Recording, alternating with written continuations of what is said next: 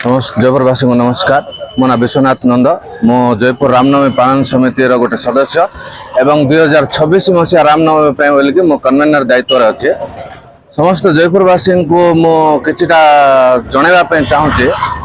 देखो आसंता 27 तारीख दिन जो शोभा यात्रा अच्छे से शोभा यात्रा को आम केमती शांति श्रृंखला भाव में कौन सी प्रकार बिना क्षय क्षति केमती आम संपूर्ण करवा हूँ आमर मुख्य दायित्व एवं मुख्य कर्तव्य।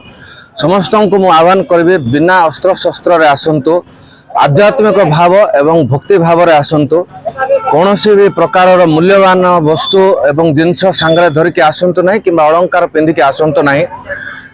प्रशासन द्वारा एवं पुलिस प्रशासन सहित आम चर्चा करथिलु जे कौन सी भी व्यक्ति जे भी डीजे उपरे किंबा कौन सी भी झांकी उपरे चढ़िबे जेहेतु हाई सर्विस वायर माने जाइछि एवं लाइफ रो रिस्क रोचे, कौन सी लोकों को भी ऊपर चढ़ी की रहिबार किंबा चढ़ी की आमर ध्वजा आरोहण करिवार पे परमिशन नाही, अनुमति नाही। जदि कहीं जिनस को खिलाफ करते तो तांको विरुद्ध रे दृढ़ कार्यानुष्ठान निया जिवो।